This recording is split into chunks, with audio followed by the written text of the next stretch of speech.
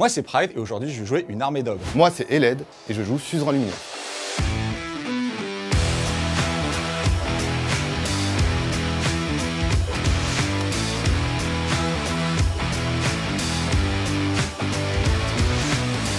Dans mon armée de 2000 points, que je vais jouer en tribu de gosier de sang, on va donc retrouver un boucher, parce que dans cette sous-allégeance, c'est un sorcier de niveau 2, qui connaît donc 2 sorts et peut également en lancer 2. On retrouve ensuite un tyran, dont le grand nom me permettra d'avoir une sauvegarde à 3 pour un peu plus de tanking. La différence majeure, c'est qu'en fait, ce n'est pas un +1 en sauvegarde, c'est sa caractéristique de sauvegarde qui devient de 3+, et donc avec tous les petits tricks qu'on connaît, les défenses en règle ou l'heure de gloire, il va assez souvent avoir une sauvegarde à 2+, pour bien tanker. Pour les 3 lignes de cette armée, on va retrouver 2 régiments de gloutons par 6 équipés avec 2 armes pour avoir des 6 explosifs, c'est-à-dire qu'à chaque fois que je ferai un 6 pour toucher, ça fera 2 touches. Ensuite, pour m'apporter un peu de tir, pas très stable, mais on fera avec 4 Lead Belcher.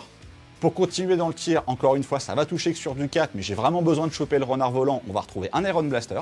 Et pour compléter cette liste, 3 Yeti, parce que cette petite unité est éligible sur du mouvement d'engagement à 6 et que j'adore cette règle. Et pour compléter cette liste, parce qu'il me restait à peu près 720 points, je vais jouer la biquette bonbon Kragnos.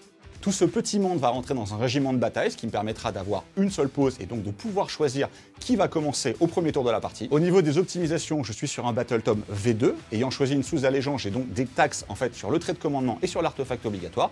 Le trait de commandement sera excellent de QV, ce rouge, qui va permettre aux unités à portée de mon général, qui sera donc mon tyran, de faire un mouvement supplémentaire de 3 pouces quand ils vont engager. Ils ne seront pas éligibles sur un engagement à 6 pouces, mais par contre, quand ils feront ce mouvement, ils pourront bouger de 6 pouces. En V3, c'est quand même assez fort, parce que comme on rappelle qu'on doit faire le mouvement d'engagement vers l'unité la plus proche et non vers la figurine, ça va me permettre quelques petits tricks de placement. Ce général, donc mon tyran, sera aussi équipé avec une grosse hache qui s'appelle le tachoir, et à chaque fois qu'il va tuer une figurine, il va soigner toutes les unités à portée de D3. Au niveau des sorts, sur mon boucher, qui sera vraiment la pierre angulaire de ma synergie, on va avoir le festin de sang, qui va permettre à une unité non monstre, donc ça ne marchera pas sur Kragnos, d'avoir une attaque supplémentaire, sachant que le but va être de saturer très fort. J'ai très peu de reines face à quelques bonnes sauvegardes, donc le but c'est vraiment de lui faire le plus de sauvegardes possible en espérant qu'il en rate quelques-unes. Mon deuxième sort sera le casse-côte pour empirer sa sauvegarde de 1 et donc me permettre, comme encore une fois j'ai pas énormément de reines, de percer notamment les sauvegardes d'Avalenor. Jouant une armée d'ogres, ce qu'il faut savoir c'est qu'au niveau de leur aptitude globale d'allégeance, j'ai 2 règles qui sont assez structurantes. La première, c'est que toutes mes figurines de piétons vont compter pour 2 sur l'objectif, même s'ils ont moins de 5 points de vie, ce qu'on a l'habitude de voir en version 3. L'autre, c'est qu'ils ont soit faim, soit ils sont repus.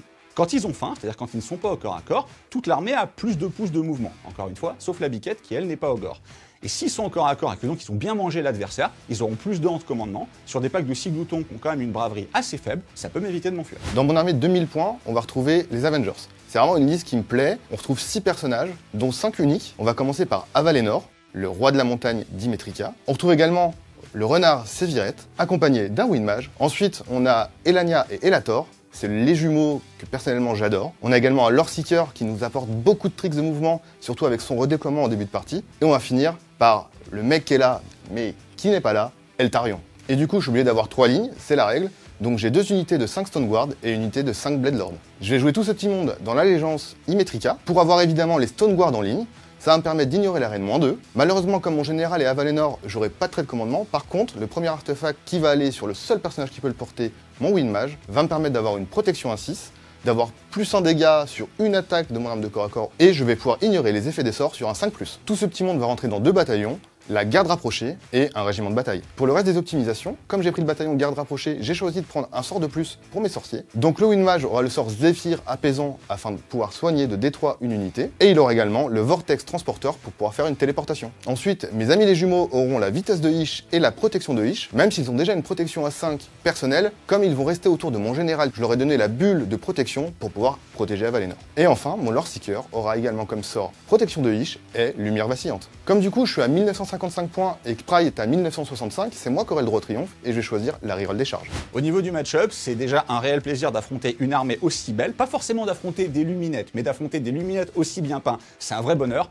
Ensuite, j'affronte une liste Avenger qui est extrêmement intéressante à affronter avec quasiment tous les personnages nommés que le Battle Tome Luminette peut offrir. Ça va être assez compliqué, il y a des menaces qui sont compliquées à gérer pour moi, notamment le renard Sévirette que je vais avoir du mal à attraper, il va falloir que j'essaie de le dézinguer au tir, et Avalenor qui va être un vrai rocher. J'ai quasiment que Kragnos pour lui rentrer dedans. Si j'y arrive, ça va quand même bien se passer. J'ai un léger avantage au niveau du contrôle de table. Par contre, mon adversaire a beaucoup plus de mouvements, de tir ou de létalité que moi. Ça va donc beaucoup se jouer sur les objectifs et les tactiques. En ce qui concerne le match-up, je pense que c'est relativement compliqué pour moi, surtout sur le scénar en début de partie. En fait, il va falloir voir ce que j'arrive à écrémer chez mon adversaire pour occuper la table. La partie d'aujourd'hui, les Wargamers, va se jouer sur le scénario Razzia Bestial, issu du manuel général Saison de Gure 2021. Chaque joueur va se déployer sur la largeur de la table et les zones de déploiement seront, elles, espacées de 18 pouces. On va ensuite retrouver 6 objectifs, 3 dans chacun des territoires, et la particularité de ce scénario est qu'à partir du round 2, un joueur va pouvoir, s'il contrôle et qui est à moins de 1 pouce d'un objectif dans la zone adverse, de pouvoir le piller, le brûler, pour ainsi marquer un point de victoire. Ensuite, au niveau des objectifs dits primaires, vous allez pouvoir marquer un point de victoire si vous contrôlez au moins un objectif, 2 points de victoire si vous en contrôlez au moins 2, et enfin un troisième pour un maximum total de 3 par round de bataille si vous en contrôlez plus que votre adversaire. Salut les Wargamers, c'est Ivy de French Flame Show, votre chaîne d'un de bataille tuto et live peinture. Les deux joueurs sont maintenant déployés. C'est Pride qui a gagné le jet de dés, qui a pu choisir son bord de table et commencer à se déployer. Il avait qu'une pause, il a donc dévoilé son plan à Eled. Est-ce que tu peux commenter ton déploiement? Alors, je me suis posé avec le plus de figurines possible sur les objectifs, en séquençant les héros en fait pour rester à portée de bulle de commandement dès le début. Donc, on va commencer par le flanc gauche, où j'ai placé l'ensemble des gloutons sur cet objectif-là. Ils sont très bien peints tes gloutons. Ils sont magnifiques. Hein. Mais surtout la peau à l'aéro, je suis un expert.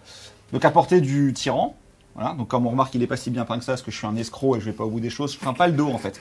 Voilà, je peins beaucoup le devant, mais je peins pas le dos, faut le savoir. Ensuite, mon gros canon est là, donc à noter aussi qu'il n'y a pas tous les gnoblars et tout, parce que ça fait trop de travail de peinture, donc je l'ai pas fait. Biquette bonbon qui est cachée en plein milieu, parce que concrètement, elle pourra aller là où j'ai besoin qu'elle soit, notamment face à Valénor, sachant que c'est quasiment ma seule solution pour le tuer, c'est de le charger. Il faut absolument que je puisse y aller. Il y a un risque à ce niveau-là, parce que je pense qu'ayant fini de me déployer en premier, je vais lui laisser le premier tour. Valénor, sur une téléportation, peut m'atterrir dessus, il faudrait réussir une charge à 9. Il est quand même assez loin de son win-mage, donc il ne pourra peut-être pas téléporter au premier tour. Les Elite Belcharge sont à côté. Ensuite, vous notez ce magnifique monticule, parce que comme on est sur une chaîne qui n'a pas de budget, on n'avait pas le décor au gore, donc on a fait avec ça. Donc ça, c'est mon Maopote, en fait, hein, qui va donner +1 pour lancer, dissiper et conjurer à mon sorcier. Qui est nettement plus fluff que le vrai. C'est vrai. Qui est juste à côté, et je pourrais boire en fait le contenu un peu ragoûtant qui est dedans pour healer mes ogres à portée. Et sur ce flanc-là, j'ai mis une autre unité en fait pour avoir 12 figurines sur cet objectif-là qui soit difficile à récupérer. Et les Yeti vraiment sur le côté, leur but ça va être d'aller chasser, alors c'est un bien grand mot, et d'aller essayer d'embêter, on va dire, notamment les Stoneguards qui sont en face. De ton côté, Hélène. Hélène. De ton côté, Hélène. Eh ben c'est assez simple. Donc j'avais vu le déploiement de Pride avant, donc j'ai commencé par mettre ici mes Stoneguards. Donc pour rappel, ils sont équipés de pics de diamant, donc qui permet de me faire des blessures mortelles sur du 6 à la touche. Ils ignorent la reine -2 comme je suis dans Nimetrica, donc c'est quelque chose de très solide. Ensuite sur le centre, j'ai choisi de mettre à Valénor en face de Kragnos, mais hors portée au tour 1, parce qu'il va falloir que j'impacte Kragnos avec Valénor et pas l'inverse. Je mets Eltarion aussi au centre pour pouvoir se repositionner s'il a besoin. J'ai mis les jumeaux à portée des Blade Lords, c'est très important parce que les Blade Lords sont de garde du corps et ils peuvent prendre les points de vie perdus des jumeaux. J'ai également mis sur le flanc droit, du coup, l'autre unité de Stoneguard, donc une unité qui va être une unité gardien de but, assez résistante, et mon côté Huracan, donc avec Sephiroth qui peut se repositionner où il veut, on va pas se mentir, et le Windmage à côté pour pouvoir anticiper et regarder ce que je veux faire, sachant que je ne veux pas TP au premier tour à Valénor. Je me permets un petit kiff puisqu'on a la chance là pour le coup d'avoir vraiment deux armées magnifiques. Une un petit peu plus que l'autre, on va pas se mentir, hein, mais vraiment une armée peinte par Damag et complètement dingue.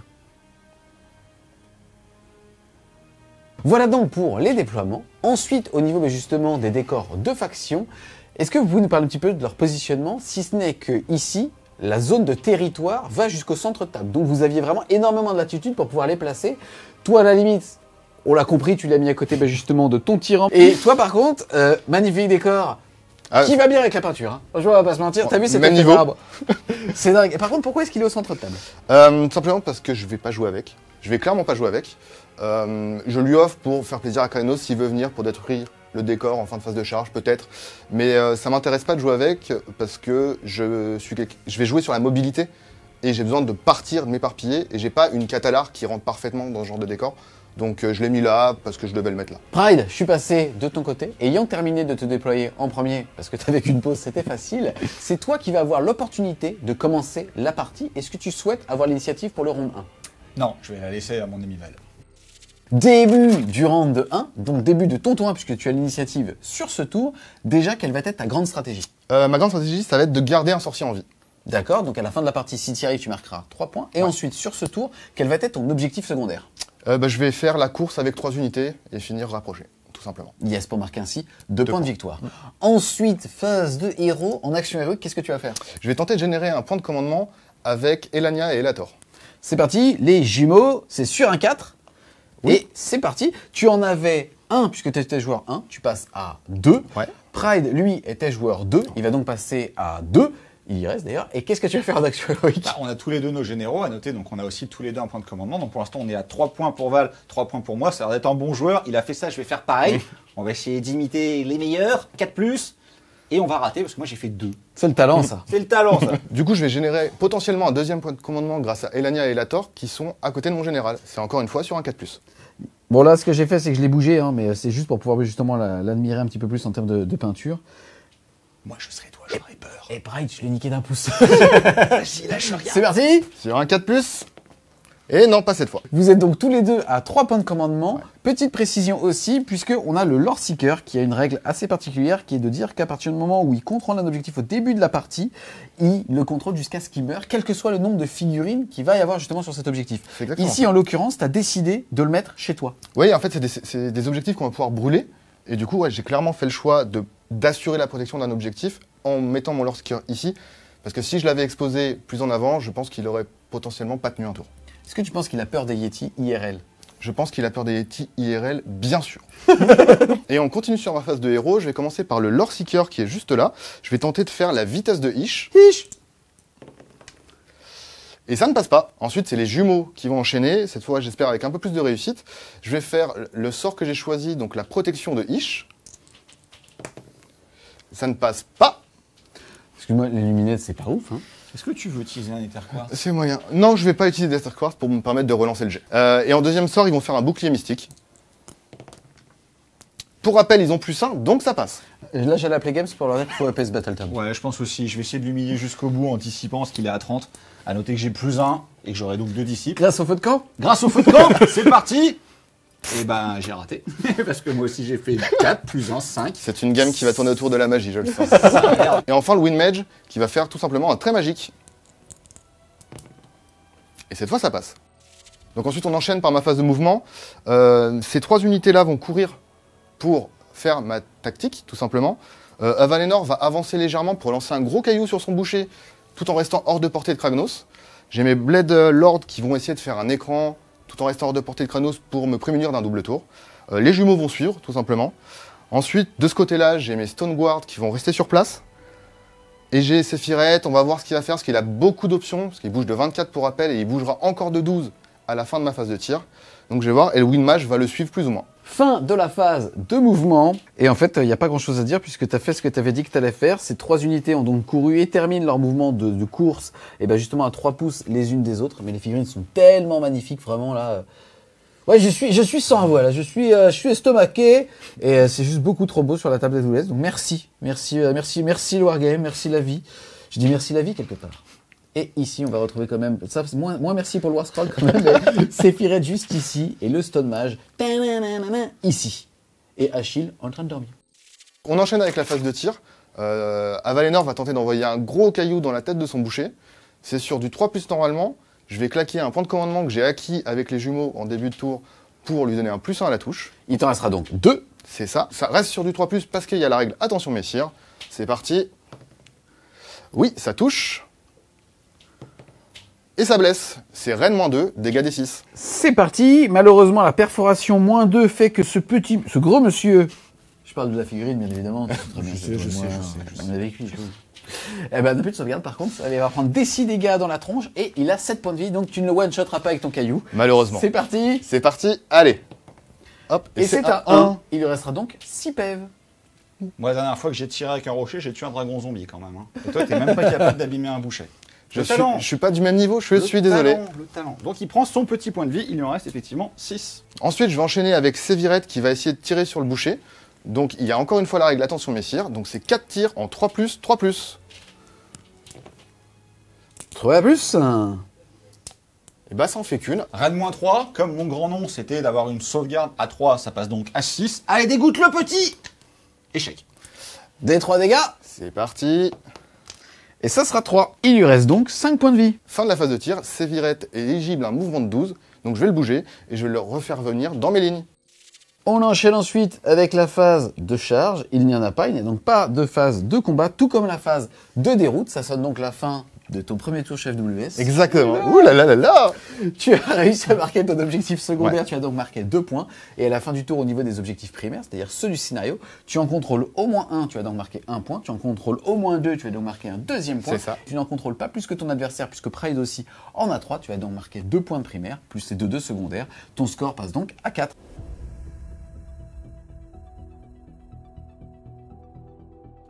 Début du tour 1 de Pride. Fais attention, t'es en train de perdre. Oui, tout à fait. Donc l'objectif sur ce tour-là, ça va être de marquer 4. Donc les 2 de primaire, je suis sûr de les avoir. Et comme je continue à dire qu'il faut s'inspirer des meilleurs, je vais moi aussi prendre la tactique de courir avec 3 unités. Parce que concrètement, je n'ai aucune charge potentielle à ce tour. La seule que je pourrais aller chercher sur une charge miracle, même si on a vu que j'étais capable d'en faire, attention, ce serait d'aller m'empaler dans les Bloodlords avec Kragnos, mais derrière, je me suis fait loquer par Avalenor, et du coup, je peux pas lui mettre les dégâts monstrueux de la charge de Kragnos. Donc je vais pas y aller. Donc, en fait, c'est Kragnos, le pack de glouton qui est là, et le tyran qui vont courir et à finir à 3 pouces les uns des autres ici. Yes, tu préfères utiliser tout de suite cet objectif secondaire. Une autre option était de charger la garnison du décor comme d'une catapulte. Mais derrière, s'il avait l'initiative, c'était la même chose. Pas trop envie de m'exposer pour l'instant. Le renard, j'ai quasiment aucun moyen d'aller le chercher. Donc voilà, on reste sur un objectif qu'on marque assez souvent au premier tour, parce que c'est là où il est le moins pénalisant en fait pour nous, surtout pour des armées qui n'ont pas de course et charge. Action Eric, qu'est-ce que tu vas faire? Ah bah, je vais soigner mon tyran qui s'est fait allumer par le vilain renard volant. Test de morale, ça je passe, le c'est réussis. donc en dessous. Je J'ai vais le 3 points de soigner vie. de D3 et je vais le soigner de 3. Il est donc tout full. Et toi, de ton côté, qu'est-ce que tu vas faire comme action Eric? Bah, je vais essayer de générer un point de commandement, encore une fois, avec les jumeaux. Donc c'est sur un 4+. Et oui. À noter qu'on a tous les deux récupéré un point de commandement, parce qu'au début du tour, nos 2 généraux étaient en vie. Je suis donc à 4 et Val est à 4 aussi. Exactement. Pour terminer ma phase de héros, on va lancer les 2 sorts avec le boucher. Comme je suis un gosier de sang, j'ai le droit d'en lancer 2. Comme je suis à côté de mon Maopote, j'ai +1 pour caster. Si j'arrive à lancer un sort, je jetterai un dé sur 2+, il se soigne. Sur un 1, la viande qu'il a mangée était avariée et reperdrait un point de vie. On va commencer par lancer un bouclier mystique sur mon tyran, qu'on a marre de se faire tirer dessus. C'est sur du 5, ça fait donc 7, 6 +1 parce que j'ai le Maopote. Est-ce que tu veux dissiper? Oui, je vais tenter de dissiper avec mes jumeaux, qui ont aussi +1. C'est parti. Et c'est dissipé. Ensuite, on va lancer le sort de domaine frénésie sanguinaire sur une unité entièrement à 18. On a mesuré ce pack de gloutons lait, quoi, c'était pas si mal au niveau du déploiement. Sur du 7, j'ai +1, ils auront plus une attaque jusqu'au début de ma prochaine phase de héros. C'est un 6. Ça passe. Ça fait 9. Je vais également tenter de le dissiper. J'ai encore +1, c'est parti. Et ça fait 10. Ça commence doucement à ressembler à la partie du karma par rapport à ce qui s'est passé la dernière fois contre le malheureux Red Zeb. Je sens que ça va pas se passer de la même manière et j'ai un peu peur. Ensuite, au niveau de la phase de mouvement, on va faire exactement ce qu'on a dit, c'est-à-dire qu'eux vont se regrouper là après des courses, sachant qu'ils ont tous +2 en mouvement, bon, sauf Kragnos, mais qui bouge de 10. Donc même sur des courses à 1, ils viendront se placer ici tout en restant dans les objectifs. Le canon va légèrement se déporter sur la droite pour garder une ligne de vue et la porter sur Séphirette. C'est quasiment la seule chance de lui tirer dessus. Et le reste de mon armée va globalement courir en avant, à l'exception de cette unité-là qui va rester sur cet objectif pour continuer à donner le -1 du attention messire à mon boucher. Fin de la phase de mouvement, pas grand chose à se dire, si ce n'est que l'armée est aussi belle. L'armée est stylée quand même, hein. On avait dit qu'il faut une petite échappée de ce côté-là, puisque globalement, ils ont tous bougé entre 15 et 14, quasiment toute l'armée, tu as fait des gros jets d'advance. Ensuite, on enchaîne avec la phase de tir, et qu'est-ce que tu vas faire? J'ai un seul tir, donc celui de l'Iron Blaster sur le petit Séphirette. Donc on a mesuré, je me suis mis pile à 24 pouces. Je touche à 4, je vais utiliser un de mes points de commandement, sachant que de toute manière ils vont disparaître à la fin du round. J'ai que ça à faire, pour me mettre un attaque en règle, pour toucher sur du 3. Et du coup, moi, pour les mêmes raisons, je vais claquer une défense en règle pour avoir +1 à la sauvegarde. Allez petit. Oui. Ça blesse donc sur du 2. C'était ta seule chance de niquer ce renard, hein. C'est... oui, peut-être. Alors, je l'aurais pas tué, le but étant de l'affaiblir un petit peu, sachant qu'il a de toute manière pas de tableau dégressif qui peut se soigner. C'était plus pour, on va dire, lui rendre la monnaie de sa pièce que vraiment le menacer. Puis c'était pour faire un petit peu un truc, parce que là, mon tour est terminé, je n'ai plus de charge à faire. Mais Mais tu marques 4 points. Mais je marque 2 4 points points. pour Donc je ne avoir perds plus. réussi. Donc je ne perds plus. Donc déjà 2 points pour avoir couru avec 3 unités et finir à 3 pouces les unes des autres, à savoir ces 3 là. Et aussi parce que tu contrôles 1, 2, 3 objectifs, soit 1 point par objectif, 2 points pour 2 objectifs. Et c'est tout. Donc ça fait 4 à 4. Mais avant tout ça, on s'empressait d'acter une égalité. On va quand même noter que Séphirette à la fin de n'importe quelle phase de tir, a le droit de bouger de 12. Est-ce que tu veux le bouger? Ouais, je vais le bouger et je vais le faire aller sur le flanc pour le forcer à garder quelque chose derrière.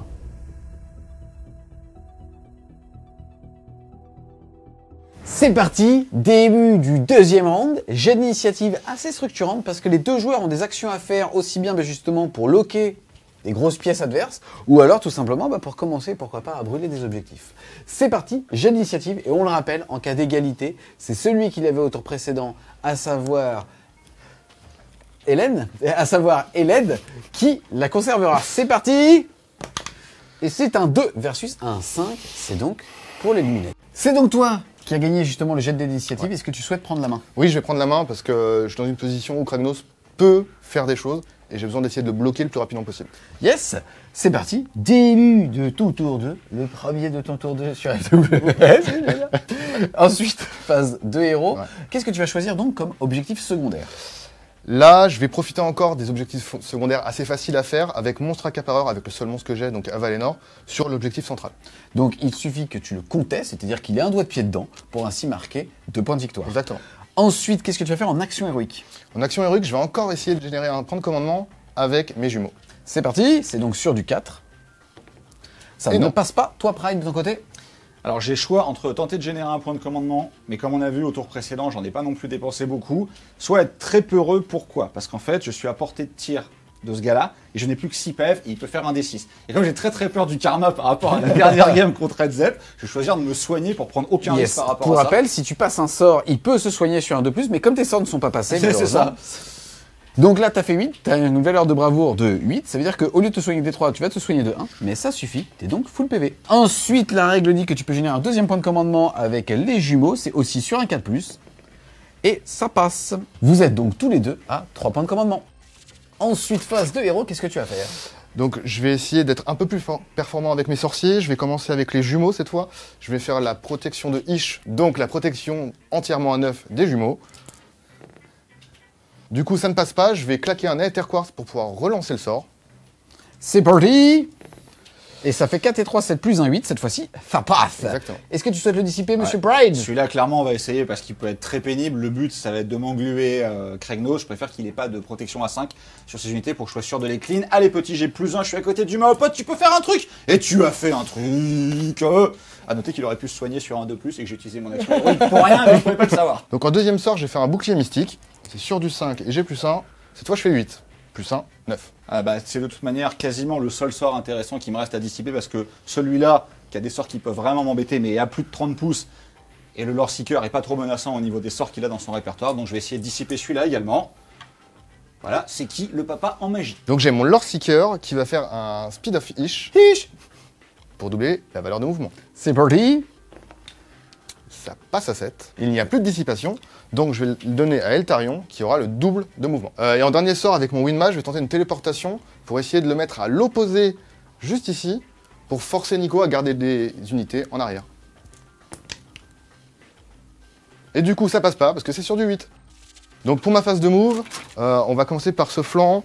Eltarion, qui a la vitesse de Ish, va se déplacer ici pour essayer d'impacter les Yétis et ensuite tenter une remontée par le flanc. Ensuite, donc là, je vais juste faire un petit cordon pour laisser la place et garder mon Lore Seeker derrière qui, pour rappel, contrôle l'objectif tant qu'il a envie. Ensuite, au milieu, je vais essayer de bloquer l'espace ici avec mes 5 Blade Guard, juste ici. Avalénor va rester sur l'objectif tout simplement parce que je dois faire monstre accapareur avec lui. Encore une fois, Elania et Lator, ils vont suivre le général d'un peu plus près pour générer un CP et pourquoi pas, peut-être qu'à un moment, je vais réussir à passer le sort de la protection à 9. Ensuite, de ce côté-là, ils vont rester en gardien de but. Et ici, j'ai Sephiret qui va commencer à faire du Sephiret, c'est-à-dire que je vais commencer à venir survoler ici pour faire des dégâts et essayer d'entamer au maximum cette ligne. Je vais également tirer dessus, et suivant ce que je fais, peut-être que je chargerai. Pour lui, une mage, je vais voir le nombre de dégâts que je fais avec Sephiret. Je vais potentiellement redéployer en cas de souci, parce que Sephiret a un redéploiement automatique. Fin de la phase de mouvement. De ce côté-là de la table, on a donc la petite échappée d'Eltarion qui s'est mis juste ici. Il est rentré justement dans les 9 pouces des Yétis, mais n'ayant pas de sergent dans l'unité, il n'a pas pu faire justement de redéploiement. Par contre, ici, sont arrivés dans un rayon de 9 pouces justement du tyran, aussi bien le Winmage que Sephiroth qui s'est mis justement derrière. Il faut savoir que Sephiroth a fait un mouvement de tac de 24 pouces en ayant, je crois que c'était 11 et 13 ici. Et derrière va pouvoir justement mettre des BM sur cette unité qu'il a survolée. Par contre, Pride a claqué un petit PC pour justement faire un redéploiement avec le tyran. Je crois que tu as fait 4 pour justement te rapprocher en te mettant à plus de 3 du Windmage. Sur un 3+, je vais mettre des 3 BM à l'unité que j'ai survolée. Et bah non. Du coup, j'ai commencé ma phase de tir avec Eltarion, qui a un tir spécifique. Je vais lancer un dé sur une unité à 18 pas. Sur 1, rien ne se passe. De 2 à 4, il va prendre des 3 blessures mortelles. Et de 5 à 6, des 6. Et tu la mets sur qui? Sur nos amis les Yeti. C'est parti. Et ce sera 1, donc rien. Du coup, ensuite, j'enchaîne avec Avalenor, qui va lancer son caillou, mais cette fois pas sur le boucher, mais sur les Ledbletcher. C'est parti. C'est sur du 3. Oui. Ça blesse sur du 2. Oui. C'est réellement 2. J'ai plus de sauvegarde. Et c'est des 6 dégâts, on va essayer de faire plus que 1. Et ça fait 5, ça suffit pile poil pour en tuer un et en mettre un à 3 points de vie. Ensuite, je vais activer Sephiroth et il va tenter de tout mettre sur le canon. C'est 4 tirs en 2+, en 3+. Donc 2 sauvegardes réellement 3. Sauvegarde à 4 qui passe à 7, je n'ai plus de sauvegarde. Et donc 2 des 3 dégâts. Et ça fait 3. J'avais 9 points de vie, il m'en reste 6. Du coup, après avoir tiré, Sephiroth va effectuer son mouvement de 12. Il va se rapprocher et se mettre à 3, juste ici. On va commencer ma phase de charge. Je vais commencer par Eltarion, qui a une charge à 7. C'est parti sur les Yeti. Et ça fait 7. Ensuite, je vais faire la charge du Windmage. Ça fait 8. Ensuite, c'est la charge à 3 de Sephiroth, c'est sur du 3. Ça passe. Sur un 3+, je vais mettre une blessure mortelle et moins 1 pour toucher. Et ça passe pas. Comme je suis naze et que j'avais oublié qu'il était en bout de gueulette et qu'il pouvait pas healer à 6, je vais devoir activer mes 2 unités Huracan avant pour les sortir de la zone de 3. Yes, puisqu'on appelle une unité justement de la tempête est capable juste de faire son mouvement de mise en contact, mais pas nécessairement vers l'unité la plus proche. Ici, il a donc décidé de faire son mouvement de mise en contact en s'éloignant. Il n'est donc plus à portée justement de ses armes, non pas que à portée d'engagement, mais juste à portée de ses armes. Ça sonne donc la fin de sa double activation, puisque en tant que joueur luminette, son aptitude d'allégeance dit qu'il peut activer en même temps 2 unités. On va donc passer à une autre activation. Le seul justement éligible à s'activer à la phase de combat sont l'unité de 3 Yeti qui vont pouvoir tenter un petit peu de taper à l'intérieur du vent, c'est-à-dire dans Eltarion. À moi d'activer une unité, vu que les 2 unités Huracan se sont lâchement enfuies grâce à une superbe règle qui me permettait un mouvement d'engagement de 3+ plus long, qui est du coup hyper méta contre les luminettes. Je vais faire taper donc les Yeti, 3 attaques chacun, 4+ pour toucher, 3+ pour blesser, moins 1 en perforation d'armure, dégâts 2. À noter qu'Eltarion divise les dégâts qu'il subit par 2, donc en fait ils seront dégâts 1. J'en ai 4 qui touchent. J'en ai seulement un qui blesse. Eltarion a une sauvegarde éthérée à 3+, donc c'est sur du 3. Ça ne passe pas, mais comme tu l'as dit, je vais prendre que 1 dégât. Il lui reste donc 6 points de vie. Du coup, c'est à moi d'activer Eltarion. Il a des règles très spécifiques. Là, comme j'ai chargé avec son croc d'Eltarion, je vais avoir +1 pour blesser. Je vais avoir également des blessures mortelles sur du 6 à la blessure, et pour chaque 6 à la touche, je vais avoir une extra attaque. Donc c'est parti avec les 4 attaques de base du croc d'Eltarion. C'est sur du 2. Il n'y a pas de 6, donc pas d'extra attaque. C'est sur du 2 pour blesser, parce que j'ai chargé. Ça fait 2 sauvegardes réellement 3. J'ai donc plus de sauvegarde. Pour des 3 dégâts. Ça fait donc 2 points de vie, soit un Yeti qui passe à 2. Ensuite, je vais attaquer avec sa deuxième épée, la lame de Selenari. Il a que 2 attaques. C'est du 2. C'est bon. C'est du 3. Une, Reine-1 pour des 3 dégâts. C'est parti, sauvegarde 7. C'est parti. Raté. Du coup, des 3 dégâts. Et ça nous en fera 3, soit un Yeti qui meurt et un qui passe à 2 PEV. On enchaîne ensuite avec la phase de bravoure. Ouais, sympa ton travelling, mon petit Ivy. Personne me complimente jamais en tant que caméraman. C'est quand même hallucinant. Depuis que je ne joue plus, aucun compliment. Non, c'est vrai, tu es beau. Elle est très lourde cette caméra. Ah, oui, oui, fort. Tu es fort. Merci, Tu es merci fort. les gars. Tu es l'astre de Petit nos nuits. pouce, petit pouce. Les Yeti font partie de l'armée Ogre Tribe, mais n'ont pas le mot Ogre. En fait, ils sont pas éligibles à la règle affamé repu. Donc en fait, ils n'ont pas +2 en bravoure quand ils sont corps à corps. Ils ont donc une bravoure de 6. J'en ai perdu un. Je vais jeter un dé. Si je fais un 6, il y en a un nouveau qui va fuir. Et ça m'arrangerait pas.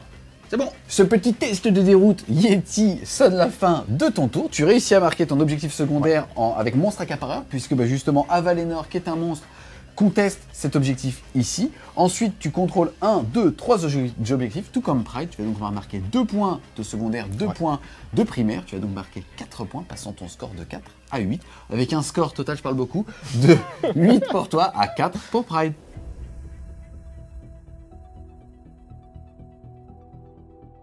Début de mon tour, mon général est en vie, je vais donc gagner un point de commandement supplémentaire. Moi aussi. Au niveau de ma tactique, je vais choisir conquérir sur cet objectif qui est là. Le but, ça va être d'aller le chercher avec cette unité de glouton qui n'est plus engagée au corps à corps grâce à leur super mouvement de piling supplémentaire. Ça m'aurait vraiment beaucoup gêné de me faire engager. À noter, c'est aussi pour ça que cette sous-allégeance en Bloodgullet est vraiment très forte. Maintenant, je vais pouvoir faire une course à 6 qui va m'emmener pile au milieu de l'objectif. Je vais donc pouvoir et le reprendre et le brûler. Ce qui va me permettre de prendre un petit peu d'avance au niveau des points. Je vais donc choisir conquérir. L'autre tactique qui aurait été intéressante, c'est détruire une ligne. Parce que concrètement, c'est ce que Kragnos va aller faire, je pense, à ce tour. Mais il y a quand même 2 autres lignes que je pourrais aller chercher plus tard, donc je vais essayer de marquer le plus de points en prenant les tactiques que je suis sûr de réussir. Au niveau de points de commandement, j'en ai 3, j'en ai récupéré un parce que mon général est là. Je pense qu'à ce tour-ci, je vais devoir en dépenser un certain nombre. Je vais donc tenter sur 4+, d'en générer un avec Kragnos. Et je vais rater. Je vais donc rester à 3. Et du coup, moi, je vais tenter la même chose avec les jumeaux. Et ça ne marche pas non plus. A noter que je vais aussi choisir de vider mon Maopote maintenant, donc toutes les unités apportées vont être soignées de D3 blessures. Donc je peux le faire une seule fois par partie. A noter que si je tue quelqu'un à 6 pouces, je pourrais le re-remplir, ça paraît un peu compliqué de faire ça. Donc ça va soigner toutes les unités entièrement à 36, mais toutes les unités au gore. Donc les Yeti étaient à 36, malheureusement, n'ont pas le mot-clé au gore, comme on l'a expliqué tout à l'heure. Je vais donc uniquement soigner mon canon 2D3, je vais le soigner 2-1. Et cette petite unité qui n'a perdu qu'un point de vie, qui donc va le récupérer. Parce que par contre, ce serait bien qu'on invente un peu de fleuve, parce que là, c'est pas un chaudron, c'est un feu. Ah, Donc il faudrait bien qu'on va mettre des braises. d'accord. La dernière fois que j'ai méprisé le fleuve, j'ai fait un avec ma Morati, donc plus jamais. Effectivement, ce sont des braises soufflées par un ancien Firebelly reconverti en boucher. Comme ça, il va pas faire balèze. Comme ça, il va pas faire de fiasco maintenant, parce qu'on va donc passer au sort. Il va lancer plus une attaque sur ce régiment-là, sur un 7, donc sur un 6. Allez, mon petit bonhomme. Voilà, ça fait 9 plus 1, 10. Moi, je vais tenter de le dissiper. Donc, il me faut un 11. Et bah, ça fait 12. Ça, c'est ballot, ça. Il m'a vexé. Et je vais quand même lancer bouclier mystique sur cette unité qui va aller au turbin là-bas. Ça passe. On Ça va fait tenter de réitérer l'exploit. Et ça marche. Et ça fait 10. Hein. Alors concrètement au niveau de la phase de mouvement, eux vont, je vais utiliser un des points de commande pour faire une course à 6, on l'a déjà mesuré, ils vont arriver pile à un pouce de l'objectif. En bougeant de 14, ouais. Voilà, comme on rappelle qu'il compte pour 2, je vais forcément le reprendre et donc je le brûlerai à la fin du tour. Ouais. Kragnos, c'est un peu risqué, mais à un moment, je pense que je suis dans une situation où même si je vais creuser un petit peu l'écart au niveau des points, il va falloir que j'aille chercher son dispositif central. Donc il va charger en se mettant de manière à ne pas être engagé quand même avec Avalenor. Donc je vais rester à plus de 3 pouces de lui. Si j'ai un double tour, ça fera très plaisir parce que à ce tour-là, j'espère tuer les Blade Lords. Je pourrai charger Avalenor, ce qui me débloque clairement le match-up. Sinon, tant pis, je serai engagé avec lui. Est-ce qu'il n'y a pas un problème de gestion des priorités? Est-ce que tu ne devrais pas charger le décor pour le péter? Alors, le décor est tellement bien peint, je trouve, par rapport aux figues de Damag, que je vais préférer détruire les figues de Damag. Toi, t'es réinvité quand tu veux, t'as des clés. Voilà. Ensuite, mon canon ainsi que mon tyran vont venir se mettre sur cet objectif pour compter pour 4, parce que comme eux vont partir, il est hors de question que je le laisse à ses firettes. Eux vont faire quelques tirs pour vraiment être sûr de clean au maximum les Blade Lords, et le boucher va rester à côté de son Maopote, et eux, ils vont partir tout droit comme des grands. Le but, c'est d'aller taper ici. À noter que eux vont faire une retraite. Comme ils sont éligibles à un piling à 6, alors ils ne pourront pas courir dans la retraite, ça c'est la nouveauté de la V3. Par contre, ils pourront faire un mouvement d'engagement à 6. Le but est d'essayer de taper le plus fort possible sur les Stone Guard, qui sont quand même relativement tanky. Mais si j'arrive à les éliminer, en fait, il faudrait que le Lord Seeker clean tout ça, ce qui est quand même un petit peu compliqué, même si c'est un très bon combattant. Il y a beaucoup de points de vie qui seraient sur l'objectif. En tout cas, super move. Là, je rappelle, Advance à 6 auto pour aller brûler l'objectif, donc quand même une belle visibilité de jeu. Et là, de ce côté, on sent l'ancien joueur Sista qui va tout simplement, comme tu l'as dit, désengager, rester dans un rayon de 6 de cette unité pour pouvoir, à la phase de combat, s'activer et bouger de 6 pour pouvoir les tataner, même après une retraite. Fin de la phase de mouvement. On voit que ça sort le rouchiche, justement un peu dans le vent, ici. Et je vois aussi que Kragnos n'a pas bougé. Qu'est-ce qui se passe-t-il? Alors en fait, ce qu'on rappelle, c'est qu'une des aptitudes les plus fortes de la V3, c'est le redéploiement, qui permet quand même beaucoup de possibilités tactiques, mais on ne peut le faire qu'une seule fois. Donc le but, ça a été de faire plein de mouvements qui lui obligeaient à faire des choix, ce qu'il a envie de redéployer, mais s'il le faisait, il ne pouvait pas redéployer ces gars-là. Pourquoi j'ai pas envie que eux redéploient? C'est parce que s'ils redéploient, ils peuvent se remettre tous à 3 pouces d'Avalenor, et si j'y vais, je m'engage avec lui. On rappelle qu'un redéploiement, c'est à partir du moment où une unité fait un mouvement dans les 9 pouces de soi-même, alors on peut claquer un petit PC et donc bouger de D6. Donc j'ai avancé lui, il n'a pas craqué, il n'a pas redéployé. J'ai avancé le plus possible ici avec mes 2 pouces de mouvement supplémentaire. Il n'a pas craqué, il n'a pas redéployé. Les Yetis sont arrivés, il n'a pas craqué, il n'a pas redéployé. Du coup, en fait, vu qu'il a gardé la possibilité de faire cette aptitude, je choisis de ne pas bouger avec Kragnos. Je préfère tenter la charge à 9 plutôt que de bouger et d'engager ce gars-là. Le but, c'est vraiment d'arriver, de les tuer, d'essayer de viser le double tour pour pouvoir impacter Avalenor derrière. Je suis pratiquement sûr de tuer avec la charge. Yes, sans compter derrière qu'au pire, si jamais tu foires, tu pourras toujours impacter le décor. Oui, je pourrais toujours aller impacter le décor. Phase de tir, eux sont à portée, mais je vais même pas tirer parce que si j'ai du bol et que j'en tue 2, en fait, il peut enlever les 2 qui seront à plus de 3 pouces de mon éventuelle charge de Kragnos, et du coup, je serai obligé de charger ceux qui m'engageraient avec Avalenor, ce que je veux éviter depuis tout à l'heure. Donc, on va pas tirer, on va juste mettre un coup de canon dans ce maudit renard. Ce coup-ci, je vais pas utiliser de point de commandement, donc je vais simplement toucher sur du 4. Je vais blesser sur du 2, voilà, comme tout à l'heure. Le tyran a 2 gros pistolets à sa ceinture, il peut pas faire grand-chose à ses virettes, il va donc tirer sur le Windmage, ça fait 2 tirs à 4+. Et son papin, tu peux pas tirer avec. Tant pis, il va falloir de l'imagination. Piou piou. Oui, 3+ pour blesser. Il blesse 2 fois, c'est -1 pour D3 dégâts. Et bah sauvegarde à 6, et je rappelle, sur un 6, je vais te renvoyer une BM. Rien du tout. 2 D3 dégâts, on rappelle qu'il a 5 points de vie, je peux le tuer. Et oui, Oh non.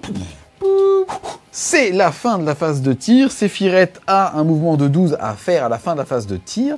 Et pour le coup, Eled avait un choix assez intéressant, puisque soit il pouvait tout simplement tenter de passer au-dessus pour tenter de faire de la mortelle, et pourquoi pas aussi justement mettre dans le vent cette figurine-là en chargeant ici. Le problème, c'est que derrière, le gore peut quand même le sécher, puisqu'il serait à portée justement d'un attaque totale par le tyran, et potentiellement il pouvait quand même le sécher, puisque sauvegarde à 5, et ainsi de suite. Il aurait aussi comme choix de faire la même chose, c'est-à-dire de survoler ici, et de se mettre là. Là, il a 3 pouces, donc ça aurait été une charge à 9, et de tirer en contre-charge pour un PC, et peut-être tenter de tuer le tyran, mais c'est une action qu'il a déclarée comme trop risquée, il va donc tout simplement faire un petit saut de puce, et se mettre juste ici.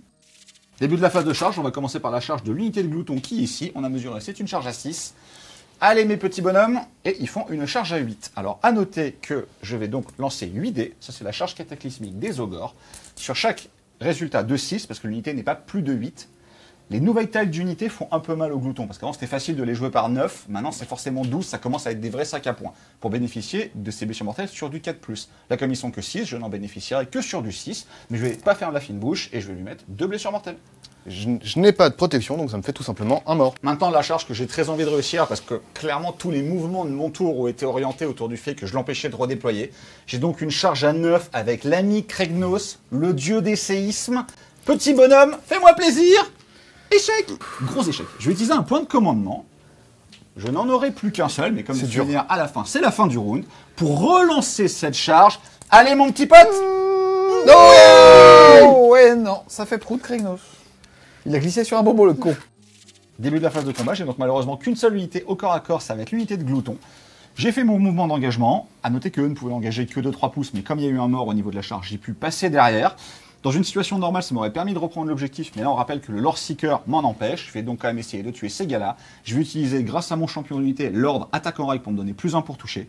Et moi, je vais utiliser l'ordre défense en règle, pour avoir plus 1 en sauvegarde. Toi, Pride, tu n'as plus de PC, et toi, Eled, il te restera 2. Ouais. C'est parti, Pride, tu as donc 3 x 6, 18, plus 1, 19 attaques pour le chef, sur du... 2+, et les 6 feront des touches supplémentaires. Il y a 1, 2, 3, 4, 1, mais il y a 1, 2, 3, 4, 5, 6, 7, 6. J'ai donc 3 touches supplémentaires, en plus de mes 4, 1 qui touchent. Ça blesse sur du 3.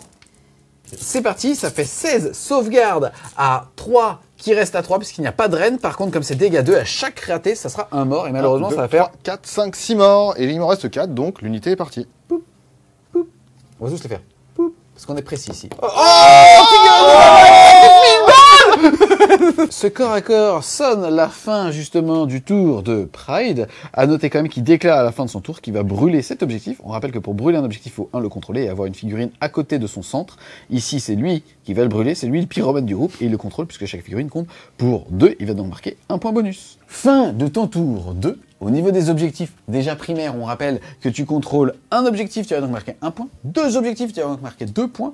3 4 objectifs, tu vas donc marquer, comme tu en as plus que ton adversaire, un petit point bonus, tu vas donc marquer 3 points de primaire, plus 1 lié au scénario, parce que tu as réussi à brûler un objectif, tu es donc à 4. Et ton objectif secondaire, qui était justement d'aller prendre un objectif, te permet aussi d'en marquer 2 de plus, tu vas donc en mettre 6 à ce tour. Ton score à la base était à 4, tu vas donc passer à 10, avec un score total à l'issue du round de 2, de 10 pour la destruction, à 8 pour l'order.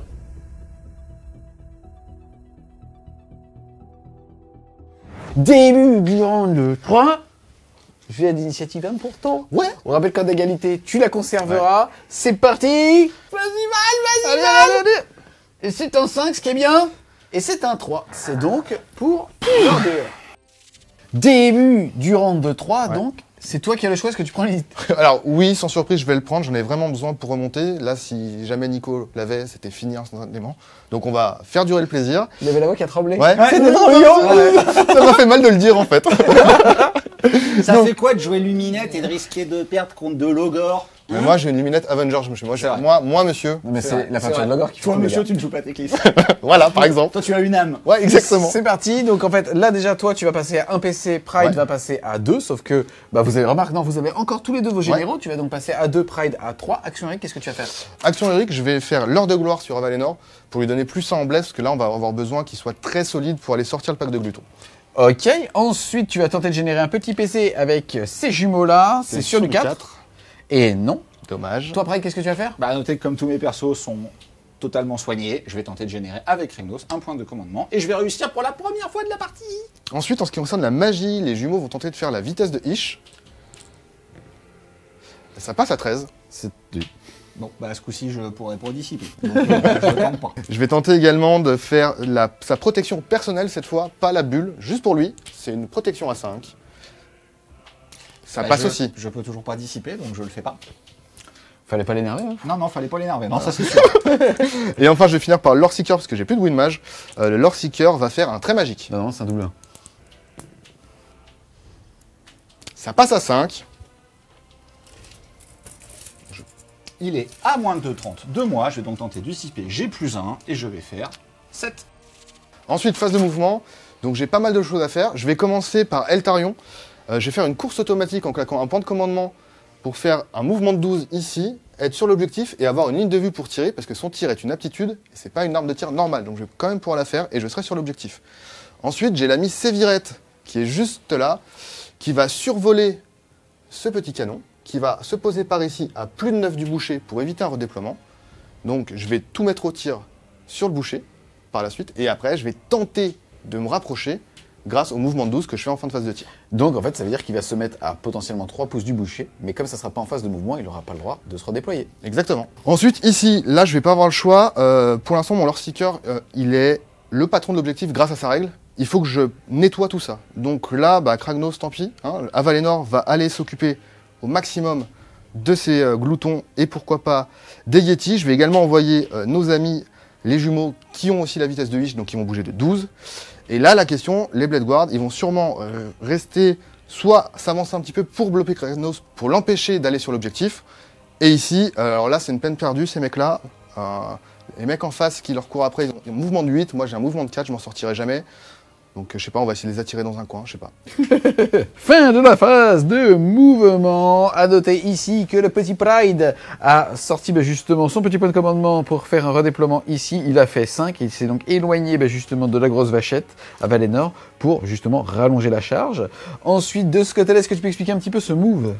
Ouais, en fait, j'ai voulu bloquer le centre de l'objectif pour éviter qu'ils viennent avec les gloutons le récupérer gratuitement, tout en gardant une protection et un cordon pour empêcher la grosse biquette de venir sur ma vachette, si je loupe la charge. Puisque, en gros, ce petit triangle ici permet à aucune figurine de rentrer à 1 pouce du centre et donc ainsi, finalement, de brûler cet objectif, sauf si jamais il y a de la mortelle avec leur bourrelet à la charge. De ce côté-là de la table, on a le petit Séphirette qui a bon lit de là à de là-bas, en passant par cette figurine. Il va donc prendre des 3 blessures mortelles sur un 3+. C'est parti. Oui. Et il va en prendre 2. Il a donc perdu 4 points de vie. Il passe à 5. Ensuite, début de la phase de tir. Eltarion, qui a couru, va faire son aptitude de tir sur le boucher. Il ne Qui se passe rien. Ensuite, je vais activer Sévirette, et comme j'ai échoué avec Eltarion sur le boucher, je vais tenter de tout mettre sur les LED Letcher. Donc c'est 4 tirs en 2+, c'est du 3+, et c'est le drame. Je n'ai pas de sauvegarde. Donc ça fait D3 dégâts. Et ça sera 1. Il reste donc 3 points de vie. Choisis.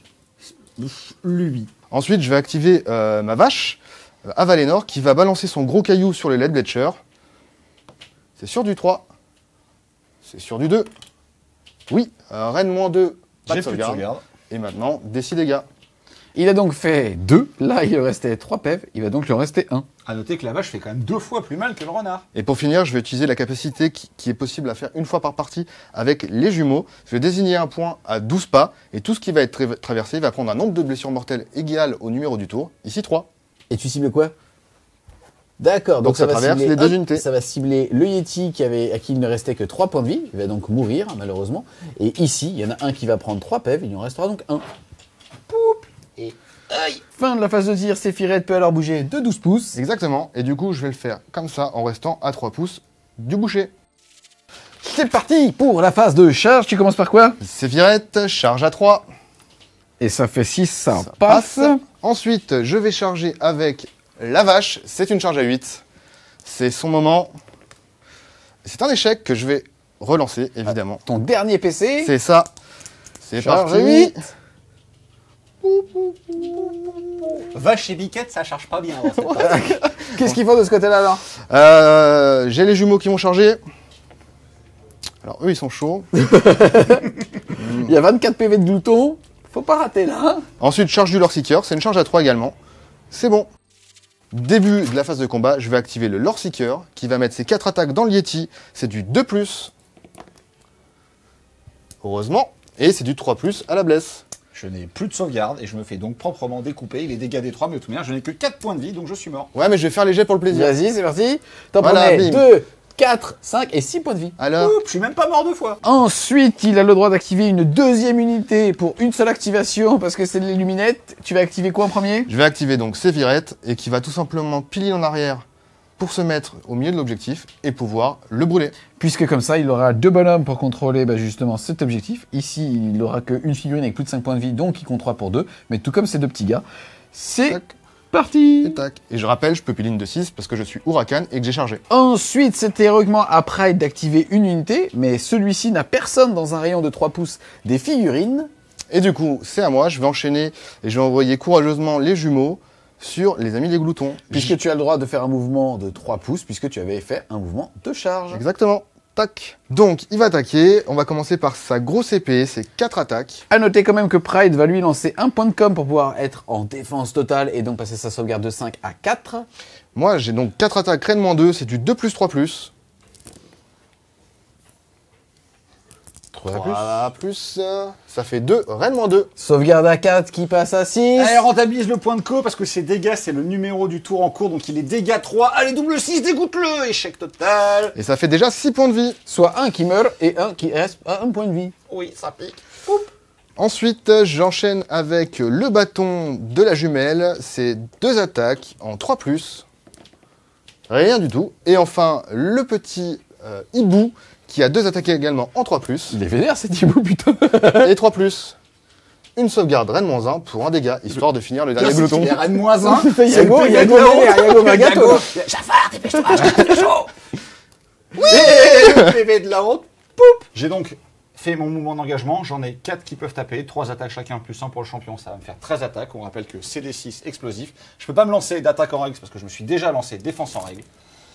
On va en rater 5. On va faire un 6, donc ça me fait une touche supplémentaire. Ça va blesser sur du 3. Ouh, Et malheureusement. c'est pas terrible, j'en ai fait uniquement 2. C'est dégueulasse. Et ensuite, moi, j'ai une sauvegarde à 3 parce que t'as pas de rend. J'en loupe une, c'est dégâts 2, mais j'ai ma protection à 5, pardon. Et je prends 2 points de vie. Il reste donc 6 PEV. On arrive à la fin de la phase de combat. Mes jumeaux ont une règle très particulière qui me force à lancer un dé après qu'ils aient combattu lors d'une phase de combat. Si je fais moins que le nombre de blessures qu'ils ont subies ou moins que le numéro du tour, je vais devoir me téléporter à 12 pas de l'ennemi sur la table et me soigner de D6. Est-ce que t'as envie de te TP? Non.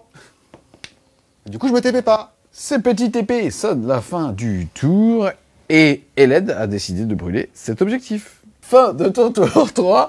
Au niveau des objectifs, tu en contrôles 1, 2 et 3 puisque Ouais. tu l'as brûlé. Tu en contrôles donc plus que Pride. Tu vas donc marquer 3 points de primaire plus le fait de l'avoir brûlé. Tu vas donc passer à 4. Par contre, malheureusement, tu ne clignes pas cette petite ligne ici à cause de la charge justement d'Avalénor. Tu vas Exactement. donc marquer uniquement 4 points, passant de 8 à 12 avec un score qui passe à 12 pour, j'allais dire l'Imperium, pour l'Order, à 10 pour la destruction.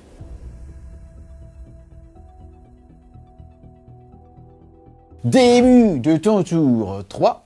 Quel va être ton objectif secondaire? Alors j'ai un petit peu de retard, donc là il faut que j'aille chercher le plus de points possible. Le plus de points pour moi à ce tour-là, ça va être de détruire une ligne, à savoir cette unité-là, et je vais essayer de la détruire avec un monstre pour marquer le point supplémentaire octroyé par la saison de Gur.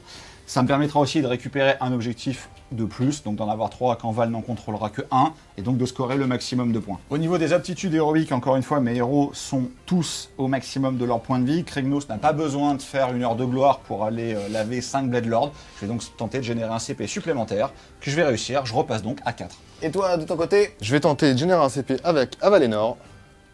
Et oui, donc je passe à 2. Ensuite, au niveau de la phase de magie, les deux choses que je vais essayer de faire, la première, ça va être d'empirer sa reine d'Alu avec un Cassos qui passe sur du 7. Je suis toujours à côté de mon pote. Ça fait donc du 8. Je vais tenter de dissiper moi avec mes jumeaux qui sont cachés juste derrière. Et ça fait du 8 aussi, donc ça passe. Donc il aura -1 en sauvegarde. Je vais essayer de lui faire un peu mal au tir, même si ça risque de pas être la folie. Ensuite, je vais essayer de tenir au maximum avec le boucher pour éviter qu'il me refasse ce type de blague et prendre toute ma backline en sautant d'objectif en objectif. Je vais donc leur mettre bouclier mystique sur eux. Pourquoi eux? Parce que c'est la plus grosse source de points de vie par rapport au boucher. Et je vais donc le réussir. Avec un 10. Et moi je dissipe, Pas. et c'est loupé. Je dissipe pas exactement. C'est la fin de ma phase de héros. On va rentrer en phase de mouvement. Ce qui va se passer, c'est que Kragnos va s'avancer le plus possible ici. Les ogres vont s'avancer le plus possible en passant sous ce décor. À noter que comme il n'y a personne dedans, ce n'est pas une garnison, j'ai donc le droit de passer en dessous. Lui, il va se mettre pile à un pouce au milieu de l'objectif pour éviter de me refaire cramer bêtement, parce que Sephiroth peut très bien faire l'essuie-glace et revenir là. Maintenant, il faudra qu'il me sorte, et lui, il a quand même 8 points de vie. Le canon va aussi se mettre là pour apporter du point de vie, en fait, sur les objectifs. La vraie question, c'est eux, est-ce qu'ils vont rester au corps à corps ou est-ce qu'ils vont partir en retraite? Je pense qu'ils vont rester au corps à corps, parce que j'aurai l'ordre d'activation. Kragnos s'activera pas forcément en premier parce que j'ai pas besoin qu'il s'active en premier pour tuer ces gars-là, sans leur manquer de respect nullement. Par contre, je peux peut-être essayer de tuer lui ou en tout cas le forcer à se désengager en lui faisant des dégâts et donc en le faisant téléporter avant qu'il ait le temps de me taper. Fin de la phase de mouvement. La seule chose très intéressante pour le coup, c'est ici qu'il y a eu un redéploiement justement de l'ami Avalénor et que tu as fait un 4 si je dis pas de bêtises. Exactement. En te mettant donc ici, ça veut dire que si en gros les gloutons là impactent par là, il pourra justement s'activer, mais qu'il a bien fait attention à se mettre à plus d'1 pouce justement de cette figurine juste où j'ai mis mon doigt, parce que si jamais on a Kragnos qui charge, il ne pourra pas justement cibler cette cible en jetant 2 dés les multipliant, parce que c'est un monstre pour faire de la BM. On enchaîne donc avec la phase de tir. J'ai 4 CP, je vais commencer à en utiliser un sur... J'ai le choix entre soit l'élite Belcher, à noter qu'il y en a que 2 qui tireront parce que j'ai choisi de ne pas bouger l'unité, préférant faire 2d6 que 3d3. Mais je vais le claquer sur le canon qui va peut-être finir par faire autre chose qu'un 1 pour blesser. Tout ça va tirer sur Sephiroth. Et donc moi je Il y a vais que le tir claquer que je peux le gérer. mon Aether Quartz pour avoir plus 1 en save. C'est parti, donc le canon on va le toucher sur un 4 plus 1 grâce à attaque en règle. Allez, pas de troisième 1 pour blesser s'il te plaît. Voilà, c'est bon, ça blesse, c'est Reine -2. Du coup ma sauvegarde était à 5, tu me l'as empiré qui passait à 6, j'ai plus 1, j'ai toujours pas de save sur cette attaque. Et ça fait des 6 dégâts, et ça en fait 3. J'ai 3 protections à 5, je perds 2 points de vie. Tu restes 8. Ensuite, je vais enchaîner avec ces 2 canons, donc les 2 seuls qui n'ont pas Attends, tu veux que je fasse le nombre de tirs? Si tu veux, fais-toi plaisir avec tes gros tenues. Parce que t'aimes bien les gros tenues. C'est parti. 2d6. Non ah, c'est bien. Ça fait 4. C'est pas grave, tu restes mon ami quand même. C'est beau l'amour. C'est pas pour ça qu'on t'aime, de toute manière. Ça touche sur du 4. C'est pas mieux. C'est C'est pas mal, hein. mieux, c'est pas mieux. C'est pas parce que j'étais méchant avec toi et le karma m'a puni. Ça me laisse par contre, Reine -1. Donc sauvegarde à 5, à 6 pardon. On va donc passer maintenant à la phase de charge. On va commencer par la charge assez cruciale. Je vais quand même commencer par celle des gloutons. Ils vont faire un petit 8. Encore une fois, ils vont donc avoir des attaques d'impact une fois que le mouvement de charge sera fait. Je le fais tout de suite. On rappelle, c'est sur du 6. Il prendra une blessure mortelle. Et ça n'en fera aucune. Bon, on passe à Papa Kragnos là, qu'on discute un petit peu. La charge de Papa Kragnos, alors elle est à 3. Il me fait le plaisir de ne pas la rater. Et sur 2+, il va mettre des 6 blessures mortelles. Oui. Je vais faire 2. Et 2. Et ben voilà, dans l'autre sens, ça aurait été tellement mieux. Du coup, ça me fait perdre un Blade Lord et je vais retirer celui-là. Fin de la phase de charge, il y a donc un effet monstrueux à faire. Je vais le faire sur Kragnos et je vais faire un duel de monstres parce que toutes les attaques à range 3 et surtout à range -3, donc ça passe au-dessus d'Imetrika, vont aller dans la vachette. Et du coup, moi, je vais rugir sur Kragnos. C'est parti, sur un 3+, tu pourras pas lancer d'ordre. Je crie très très fort. Je ne lancerai pas donc d'ordre avec Kragnos. On va commencer la première activation.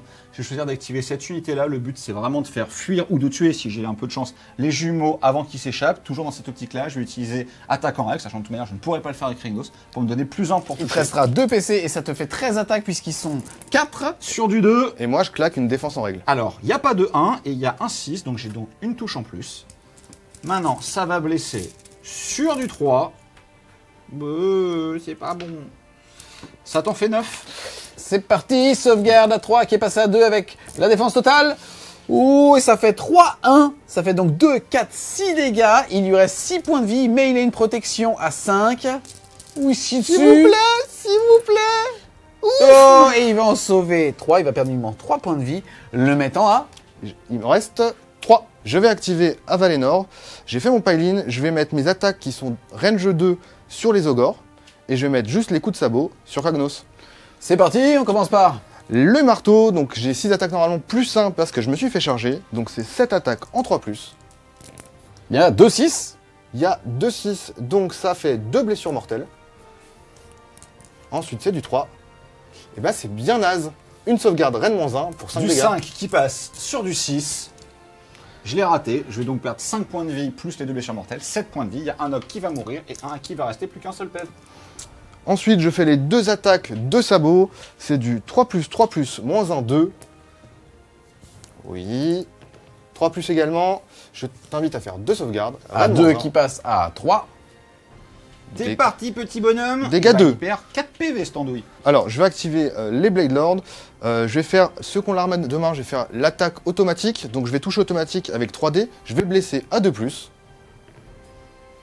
Et donc, c'est Rennes -2 pour un dégât. Il y en a 2 sur les gloutons et il y en a 1 sur Kragnos. Alors, les gloutons, il y en a un qui va mourir et un qui va perdre un point de vie. Ce sera le gros monsieur là-bas. Faut gommer, hein, Pred, faut gommer, hein. Et oh oui, monsieur, à force de passer de mon temps à peindre et à faire des pétales comme un idiot, Escroquerie. escroquerie, ou à jouer à Warhammer Online, escroquerie. Et Kragnos va rater sa save et va perdre un PV. Il lui en reste 13. Et enfin, le chef va tout mettre dans Kragnos. Il a une paire d'épées. C'est 3 attaques en 3+, 3+. Il a pas qu'une paire d'épées, crois-moi bien, parce que là, il est face à Kragnos. Je peux te dire que vu la cinématique, moi, je me serais barré, hein.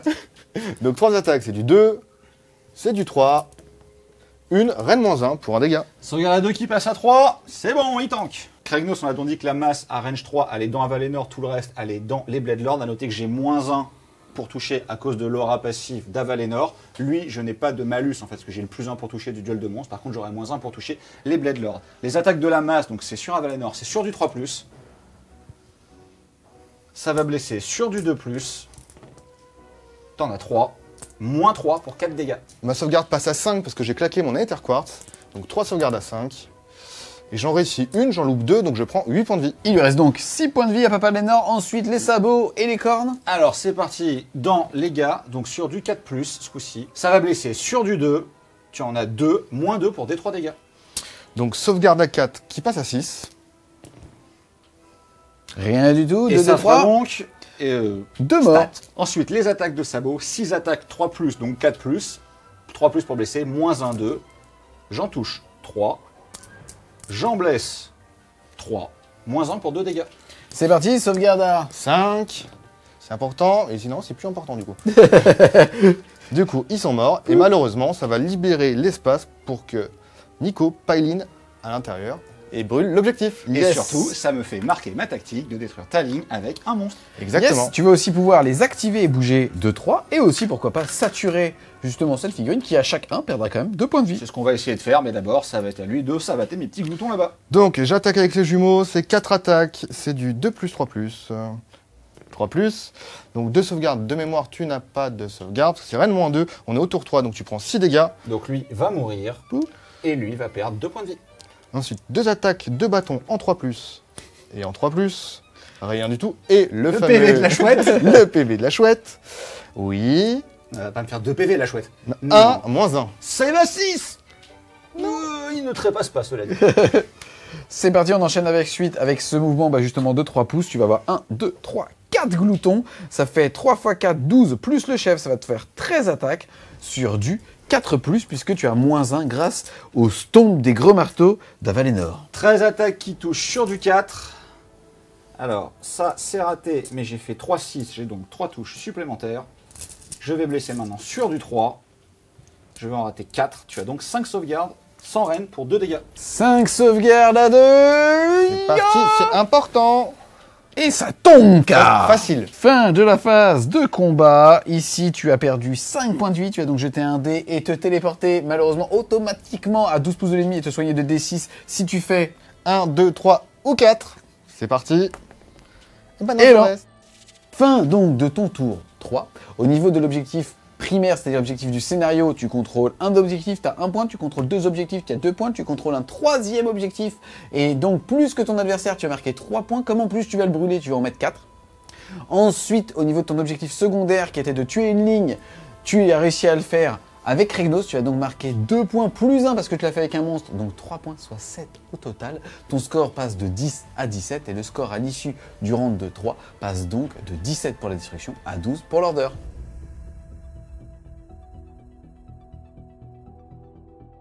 Début du round 4, c'est parti pour le petit jet d'initiative.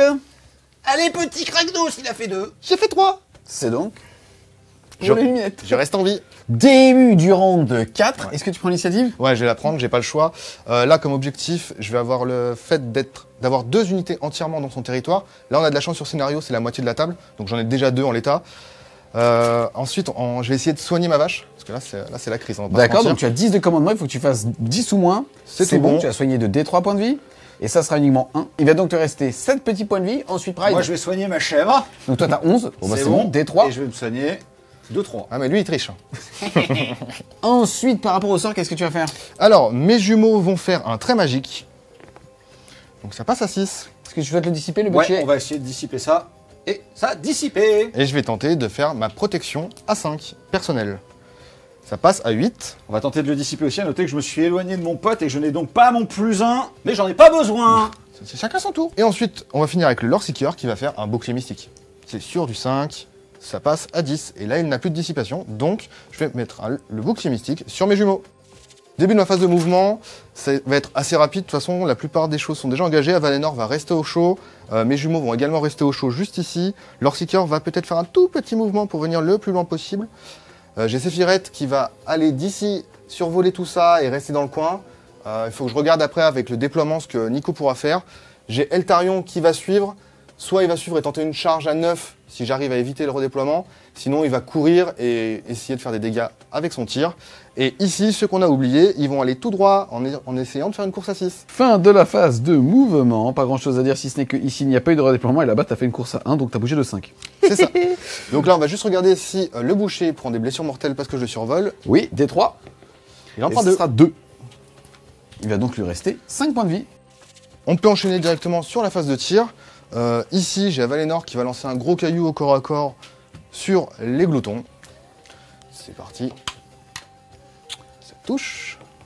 Ça blesse. Reine -2, tu n'as pas de sauvegarde. Des 6 dégâts. Et ce sera 4. Donc il y en a un qui va mourir et un qui va perdre 2 points de vie. Ensuite, mon Lord Seeker va tirer directement dans les gloutons ici. C'est 2 attaques en 3+. Et en 3+. Donc Reine -2, tu Pas n'as de pas de sauvegarde. sauvegarde. Et des 3 dégâts. Et ça sera 3. Ça fait donc un mort supplémentaire. Et un qui va perdre 2 points de vie. C'est la bannière qui va les perdre. J'ai Séphirette qui va tout mettre dans le boucher. C'est parti. Donc c'est 4 tirs sur du 2. Sur du 3, parce que j'ai attention messire, mais ça ne change rien. Sur du 3 à la blesse. Je n'ai plus de sauvegarde. Donc c'est D3. Oh, et ça fait 6 malheureusement. Poup. Et enfin, je vais finir avec mon dernier tir. C'est Eltarion qui va cibler les Led Bletcher. Je vais lancer un dé et il va faire pour la 3e fois de suite 1-1. Fin de la phase de mouvement, Séphirette, grâce à un mouvement de 12, va s'approcher, les survoler et se remettre à 3. Donc sur un 3+, ils vont prendre des 3 BM. Oui. Et 2 BM. Donc lui va mourir et lui va perdre 1 point de vie. Passons donc à 3. Phase de charge, ça va être assez rapide. Il y a Eltarion qui a une charge à 9, on a mesuré. C'est parti. Non. C'est loupé que je vais payer un point de commandement et je vais la relancer. Il te restera donc un seul. Exactement. Et ça passe. Et enfin, Séphirette, charge à 3. C'est bon. Je fais 11. Je crois que ça passe. Je pense que c'est pas mal. Il finit son mouvement sur un 3+, je peux te mettre une blessure mortelle et -1 pour toucher. Oui. Lui va donc mourir. Fin de la phase de charge, les aptitudes monstrueuses. Je vais tenter de piétiner nos amis les gloutons. Sur un 3, oui, des 3 mortels. Et ça fait 2. Donc lui va mourir. Moi, de mon côté, je vais faire un duel de monstres avec Reynos pour contrebalancer le malus de -1 d'Avalénor. Du coup, à moi d'activer une unité, je vais en activer 2 à la suite parce que je suis en luminette. Je vais commencer par Avalénor et je vais tourner autour de l'unité de glouton en restant, parce que c'est l'unité la plus proche de moi, pour m'écarter de la range de 3 de notre ami Kragnos pour survivre. Yes, et comme il n'aura pas chargé, il ne sera pas éligible à l'activation. Tout à fait. Donc, je vais juste faire ça. Tac. Je suis à plus de 3 et il va tout mettre dans les gloutons. Ça en fait 3 qui passent. 3 Avec plus. déjà une blessure BM. mortelle. Yes, ça fait 3 plus pour blesser. 2 Rennes -1 pour... De sauvegarde à 6, sinon ils sont morts. Et ben, ils sont morts. Ensuite, j'active les jumeaux. On est au tour 4, donc l'attaque de l'épée et dégâts 4. Yes, Pride a déclaré qu'il utilisait un PC, il en restera 2 pour activer un défense totale. Donc, c'est un full. Je vais blesser sur du 2. 2 Rennes -2. De sauvegarde à 5 qui sont passés à 4 grâce à la défense totale qui repasse à 6. Je serais content de faire un double 6 et je le fais pas. Et donc ils vont décéder. Je vais donc activer ma seule unité au corps à corps, à savoir celui de Belcher qui va tenter de faire un truc sur Altarion. 3 attaques en 3+, c'est bien petit. Ça va blesser sur du 3. C'est moins bien petit. Pour Sauvegarde à dégâts 3. 2, mais tu réduis les dégâts par 2. Donc même si tu ratais ta save, ce qui n'est pas le cas, tu n'aurais perdu qu'un point de vie. Ensuite, je vais activer Eltarion. Il va attaquer. Il a 4 attaques. C'est du 2. J'ai fait un 6, donc c'est une attaque supplémentaire. Ça blesse sur du 2 parce que j'ai chargé. Donc c'est Rennes -3 pour des 3 dégâts. Il va donc mourir. Du coup, j'ai chargé, il n'y a personne à porter, mais je suis éligible quand même à mon mouvement. Je vais me mettre au centre de l'objectif, parce que je vais dans le sens que je veux. Et ça va me permettre de pouvoir le brûler à la fin du tour. On va voir s'il y a une téléportation. 1, 2, 3, 4. Et bah il Non, reste. toujours pas. Comme on vient de le voir, tu viens de brûler un Ouais. objectif, tu as donc marqué un point grâce aux objectifs justement du scénario. Au niveau des objectifs primaires, tu en contrôlais plus que ton adversaire et au moins 2. Tu as donc marqué 3 points comme ça, tu as donc marqué 4 points de primaire et tu vas aussi marquer tes 2 points de secondaire puisque tu as deux unités dans le territoire adverse. Tu as donc marqué un total de 6, passant le score de 18 à 17 pour l'ordre.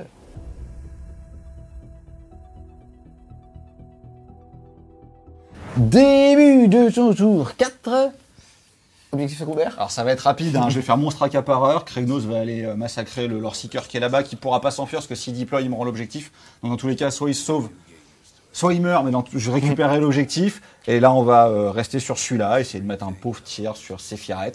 J'aurais bien aimé charger la vachette juste pour vous montrer que la biquette éclate, mais on va jouer le scénario parce que je suis en retard au niveau des points. Et je vais aller chercher mon objectif. D'accord. Au niveau de tes actions héroïques, tu as donc quoi? Je vais soigner Kragnos parce que j'ai pas besoin de CP, il m'en reste 3 de toute manière. D'accord. Il y a que Je Kragnos l'ai qui fait pour va toi, utiliser. c'est sûr. Pas de 12. Non, pas de 12. Ça ne soigne que de 1, ça me va. Moi, j'ai tenté de générer un point de commandement avec les jumeaux. Sur un 4. Oui.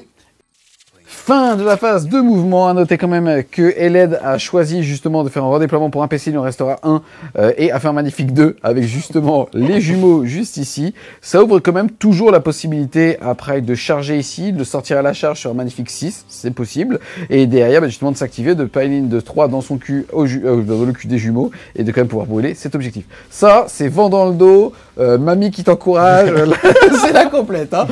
Mais c'est possible, on passe à la phase de tir. Ouais, j'ai vachement hésité à tirer sur Avalénor pour sur un miracle le sortir, mais comme il reste 7 pages, je peux pas sortir le renard, je peux pas sortir lui parce qu'il va diviser les tirs par 2. Donc je vais juste vider ma frustration sur ces virages, parce qu'il est infâme ce type. Je vais le toucher sur du 4, je vais le blesser sur du 2, et je vais faire un troisième as sur mon canon. Tu vois, ça c'est parce que t'as pas peint le Nioblard. Non, c'est comme moi et Eltarion, c'est pareil. Voilà, c'est ça. Bah c'est triste parce que moi j'ai quand même un canon qui ne fait que ça. Phase de charge, on va directement enchaîner avec la charge de Kragnos qui va rentrer. Et donc sur 2+. Oui. Et Allez, des immortels. écrase-le. Pas du tout. Il survivra. Pas longtemps. Il lui reste donc 5 pèves. A noter quand même qu'à la fin de la phase de tir, le petit Sephiret a fait poup. Ouais. C'est parti, on a ici une action de monstre à la fin de la phase de charge, qu'est-ce qui se passe? Je vais lui rugir dessus pour éviter qu'il se mette un défense totale. Je vais réussir, donc il est terrorisé. Moi à mon tour, je vais me mettre un attaque en règle, histoire de toucher à 2. Il va se prendre 6 énormes coups de massue dans les dents. À 2+. Et bah j'ai bien fait. J'ai bien fait. Ça va blesser Aïe, aïe, sur aïe. du 2. Et c'est Rennes -3 pour 4 dégâts. Sauvegarde et 8 pèves dans ta gueule. Hein. Sauvegarde à 8. Adieu. Pouf. Mais il aura fait le job, il aura tenu l'objet pendant 4 tours. Ça sonne la fin de la phase de combat. Kragnos, sans pour autant que ça soit négocié, hein, reprend cet objectif. Est-ce que tu souhaites le brûler? Oui, je vais le brûler, mais je vais marquer monstre accapareur avant, parce qu'on brûle les objectifs après les avoir scorés. Cette petite action sonne la fin de ton tour 4. Au niveau des objectifs, tu en contrôles 2. C'est donc plus que ton adversaire et plus de 1. Donc c'est 3 points directs, bravo. Et derrière, tu en as brûlé un. Tu vas donc passer à 4 points justement sur les primaires. Ensuite, monstre accapareur. C'est Kragnos qui a fait le taf. Tu as donc marqué 2 points bonus là-dessus. Tu étais à 4 plus 2, ça fait donc 6. Ton score va donc passer de 17 à 23. Le score donc à l'issue du round 4 est de 23 pour la destruction à 18 pour l'order.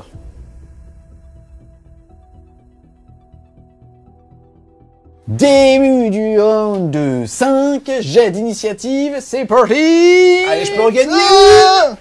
Et non, eh ben non. Début de ton dernier tour, chef de modeste, ton tour 5. C'est gentil. Je confirme que c'est le dernier, il reviendra plus jamais.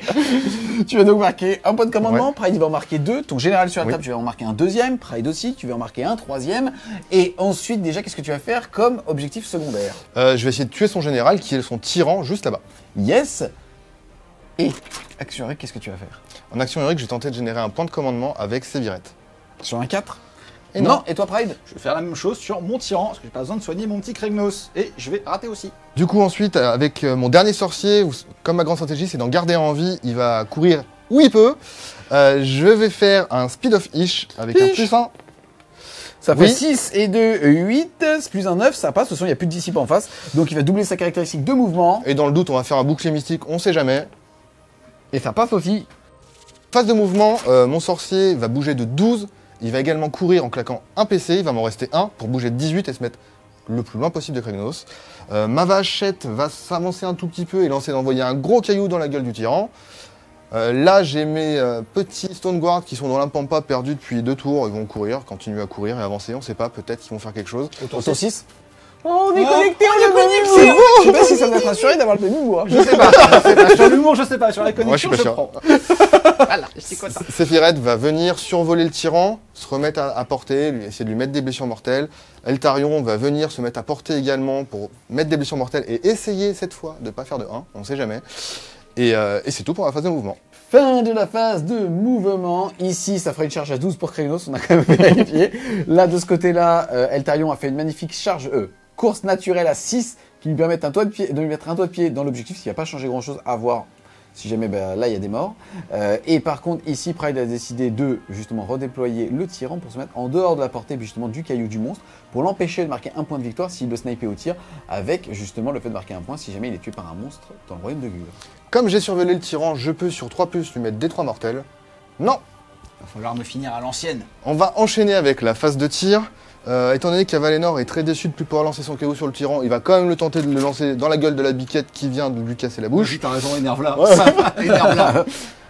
Allez, c'est parti. Ça touche. Oui. Ça blesse à 2. Oui. Rainement 2 pour des 6. On garde un 2 qui passe à 4. Des 6 dégâts. Et ce sera 5. Et Eltarion, on va voir s'il continue dans sa lancée. Il va tenter de mettre des blessures mortelles. Il peut. C'est D3 seulement. Oui, je prends. Et ce sera 2. Et bah donc je vais perdre 2 points de vie, il m'en restera 6. Et on va finir les tirs avec notre ami Sévirette. Je vais utiliser défense en règle, il ne me restera plus que 2 points de commandement pour passer en sauvegarde à 2. Donc c'est 4 attaques, c'est du 2+.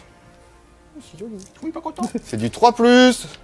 Oh, il est pas content. 3 sauvegardes, Rennes-3. 3 sauvegardes à 2 qui passent à 5. Mon petit bonhomme, il va en tanker une, donc il ne 2d3. mourra pas. Ça fait 5. Il lui reste un seul point de vie. Ensuite, c'est la fin de ma phase de tir. Sévirette va pouvoir survoler Touk avec un mouvement de 12 pas en se reposant à 3 sur 3+. Il va lui mettre des BM. Maintenant, on enchaîne sur la phase de charge. Eltarion ne pourra pas charger parce qu'il a couru. Il y a juste Sévirette, c'est une charge à 3. Et ça passe déjà avec un dé. Alors je vais utiliser un de mes points de commandement pour t'overwatch avec mon canon. On est ça bien. sert à rien, mais ça me détend ce que ce renard de merde. D'abord, j'ai fait mes touches d'impact, monsieur. Vas-y. D'abord au niveau du séquencement, c'est comme d'abord la charge d'impact parce que celle-ci est passée. Et derrière, le canon, comme une figurine à 9 pouces, s'est fait charger. Il pourra tirer. Et ainsi, on va le faire cinématique. Il se retourne sans bouger le stock parce que ici on respecte les règles, mais aussi la cinématographie de la table de jeu. C'est parti, il va jeter un dé sur un 3+, ça sera une BM. Donc je vais lâchement mourir. Mais je m'en fous, ça sert à rien. Je vais quand même essayer de gunner ce renard immonde. Sur un 5. Et Eh moi, ben non. non, tant pis. Tant pি, ça m'a soulagé quand même. Là, tu peux quand même, si tu le souhaites, pile-in sur le canon pour aussi pouvoir le taper. En fait, c'est assez simple. Le taper, ça ne changera rien. Je vais juste me mettre vraiment au centre de l'objectif. Je le contrôle parce que j'ai 2 unités, j'ai 4 figurines. Malheureusement, Nico, tu en as 2. Oui, parce que ce n'est pas un monstre. Donc, je vais juste faire ça. Je vais le laisser me taper s'il veut me taper. Moi, il n'y a aucun intérêt. Je t'offre ça.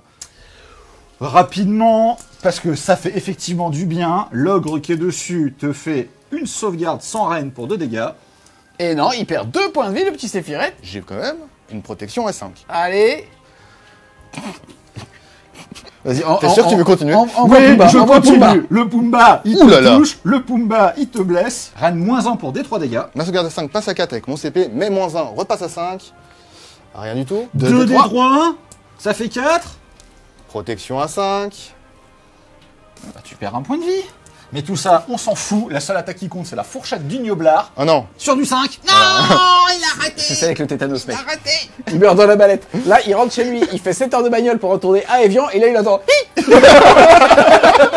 C'est parti, cet objectif va donc être brûlé. Au niveau des objectifs primaires, tu vas donc marquer 1 point parce que tu contrôles l'objectif, un 2e point parce que tu en as plus que ton adversaire, un 3e point parce que tu te brûles, et malheureusement pas un 4e parce qu'il n'y a plus assez d'objectifs. Il n'y a plus assez Pour en d'objectifs. avoir 2 pour ça. Ensuite, au niveau des objectifs secondaires, tu réussis à tuer le seigneur adverse. Tu en marques donc 5 à ce tour. Tu étais à 18, tu passes donc à 23, avec une égalité à l'issue de ton tour 5, avec un score de 23 à 23.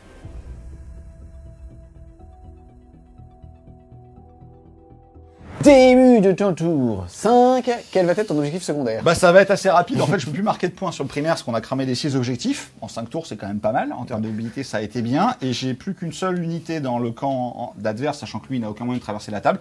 La seule tactique secondaire que je peux marquer, c'est tuer son général. Donc clairement, tout mon tour, c'est Kragnos va essayer de tuer Valinor. Pour marquer 2 points. Et 3e, parce que je vais le tuer avec un général. 4e, parce que j'aurais tué un monstre en royaume de Gur. Et essayer de gagner la partie avec le plus d'avance possible. Yes, Action Rick, qu'est-ce que tu vas faire déjà? Je vais faire heure de gloire avec Kragnos. C'est parti, et tu vas donc avoir plus un noblesse et... Plus en sauvegarde. Yes, et toi de ton côté? Moi, je vais essayer de soigner la vache. C'est parti, j'ai un commandement de 10. C'est parti, bon, vous je avez fais sauvegarde moi. 3. Tac. Et ça sera 3. Il va donc passer à... Il lui reste 10 points de vie. C'est parti, Pride s'est mis à 3 pouces de la vachette, et derrière l'aide a bien évidemment levé la main pour faire un redéploiement, et c'est un 2, ça sera donc une charge à 5. C'est parti, tu peux tirer ici. Je vais tirer au corps à corps dans Séphiret juste pour le plaisir. Je vais le toucher. Je vais pas faire un pour le blesser. C'est reine moins 2. Donc, j'ai pas de sauvegarde. Sauvegarde à 5 qui passe à 7 pour des 6 dégâts. Je peux pas le tuer, mais je peux lui faire mal. 3 dégâts qui va annuler sur du 5. Il va en sauver 2, il va donc perdre 1 point de vie. Il en a perdu 3 au total, il lui en reste 7. Alors pour info, je le dis, ça s'est gravé dans le marbre. Je déteste les renards. Vraiment très fort. Bon, tout ça, on s'en moque un petit peu. La piquette dans la vachette. On était tous là pour ça depuis le début. Ça arrive à la fin du 5e tour. Allez, petit, défonce-le.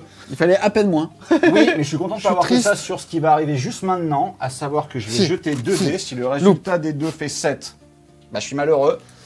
Si le résultat des 2 fait pas 7, je vais en multiplier l'un par l'autre. On va les faire en même temps et on va lui faire 6 x 4, 24 blessures mortelles et il craque. C'était pas son ventre. C'était mes cornes par contre. Ça va. Cette magnifique charge dévastatrice te permet de clôturer aussi justement ton 5e tour, de marquer 2 points de victoire parce que tu as pété le seigneur de guerre. Tu l'as fait avec un monstre, tu as marqué un 3e point et tu as tué un monstre dans le royaume du Gur de façon générique. Tu as donc marqué un 4e point, passant ton score à l'issue de la game à 27 versus 23 pour le joueur Luminette. Bien joué, messieurs.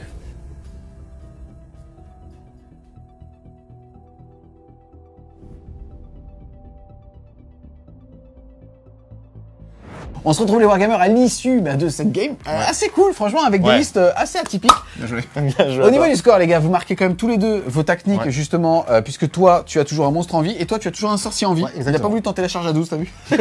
Étrangement.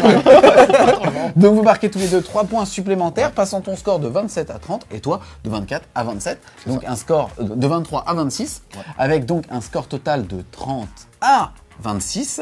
Ça fait un différentiel de 4 points et ça fait que ramener justement sur 20, ça vous fait un 12-8.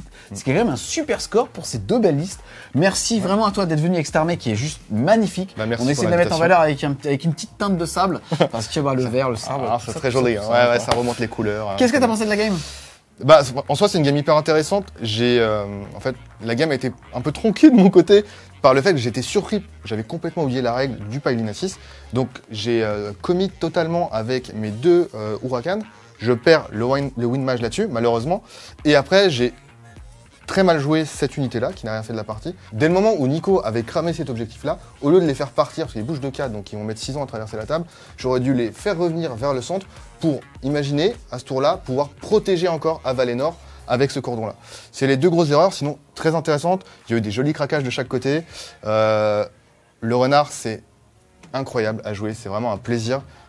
J'imagine beaucoup moins à affronter. Je te confirme. Et voilà, j'ai été très content de jouer Eltarion. C'est une figurine qu'on voit jamais sur table parce qu'elle n'est pas spécialement folle. En termes de gameplay, par contre, en termes de figurine, c'est juste incroyable. C'est simple, c'est une figurine qui n'a pas d'esprit, donc en fait, tu sais pas comment elle tient debout. Ben non, Déjà, donc voilà, grand plaisir. Je me retourne maintenant vers toi. T'as joué l'armée d'Ogor avec Papa Krignos. Bah d'ailleurs, c'est le seul qui reste. Hein. Il reste le canon solaire. Petit canon. Qu'est-ce que t'as pensé de la game? Comme quoi c'est surfait les lunettes. Bien sûr. Voilà, bien sûr. Donc non, gamme ultra serrée. Je savais qu'il y avait un certain nombre de ces Avengers que je pouvais pas gérer. Bah, les jumeaux étaient totalement ingérables pour moi. J'ai eu un petit out, mais en plus il a refusé de se téléporter. Mais limite, je pense que ça m'a arrangé qu'il reste là. Mais j'ai jamais réussi à les tuer. Sephiroth était totalement ingérable pour ma liste. Donc lui, il était quand même assez cauchemardesque. Je savais qu'il allait faire beaucoup de boulot dans ma backlane. J'espérais qu'il n'en fasse pas autant. Au final, il me crame mes 3 objectifs. Il me snipe tous mes persos. Il fait vraiment très mal. Il a été compliqué à gérer. Eltarion m'a surpris. Il m'a scanné ma carte bleue. Je l'ai vu quand je suis parti aux toilettes tout à l'heure. Je l'ai interpellé. Qu'est-ce que tu fais là? Il m'a dit rien, écoute, je mange des noisettes. Je pense que c'est ce que ça mange dans des curés. C'est un renard qui mange des boules. C'est un renard. C'est un renard. C'est un renard qui mange pas de viande, mais pétez pas les couilles. Vas-y, excuse-moi. Effectivement, Eltarion m'a surpris aussi parce que très rapidement, je me suis rendu compte que le fait qu'il divisait les blessures par 2 fait que je pouvais quasiment pas le tuer. Combiné au fait qu'il avait une sauvegarde. Alors, éthéré, on s'en moque un peu parce que j'avais pas de reine, mais il était très compliqué à gérer sur le côté. Kragnos fidèle à lui-même, hein, c'est-à-dire que tout ce qui touche, il l'atomise. Et effectivement, le fait que Val n'ait pas de quoi gérer, parce qu'il y a un petit défaut de létalité quand même aussi dans sa liste. Un esprit de la montagne classique m'aurait fait plus peur pour la reine -2 plutôt qu'un Valénor qui n'était pas extrêmement menaçant, même si je me suis fait quand même beaucoup de sabots à 4 dans les dents. Kragnos, je savais qu'il ferait le boulot et clairement il l'a fait. Le reste de l'armée s'est comporté de manière honorable, voilà.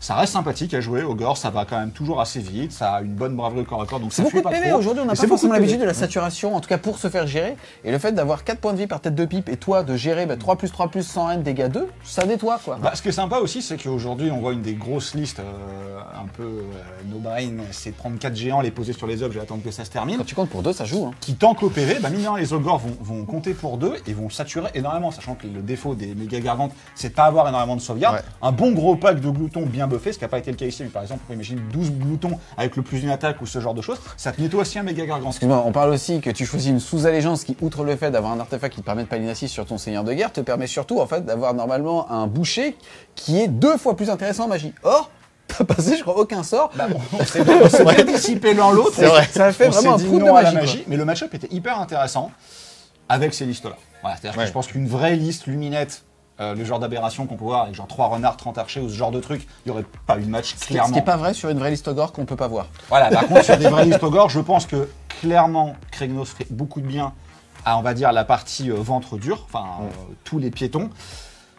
J'aurais joué Catstonehorn, ça aurait été différent, mais j'aurais joué Catstonehorn, ça aurait été no brain aussi, donc ça n'avait pas d'intérêt. Je pense qu'au final les listes étaient assez équilibrées, effectivement ça s'est joué sur des micro-détails.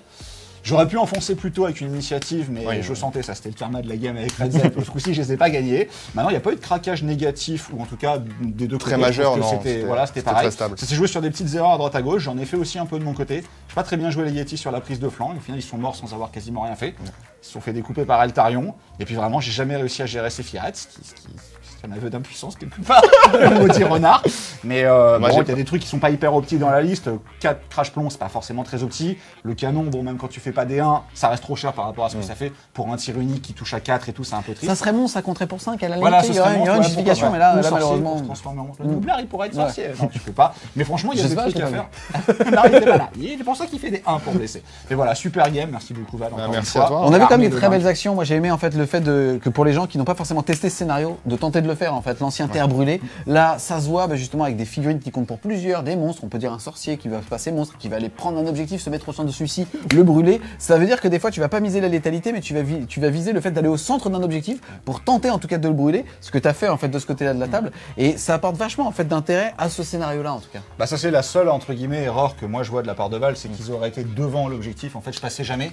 Ouais, C'est- mais réflexe aussi, tu vois ce que je veux En dire, fait, dans d'autres scénarios, de se Ouais. mettre plus loin. Et c'est le seul moment où je crée l'écart en points en fait, parce qu'on se carre Mais c'est quasiment tout le temps la même chose. Et les points d'écart qu'on a, c'est sur ce fameux tour où moi je vais scorer 7. C'est lié à l'erreur que je fais en fait d'envoyer mes 2 Huracan en pensant pouvoir te lock.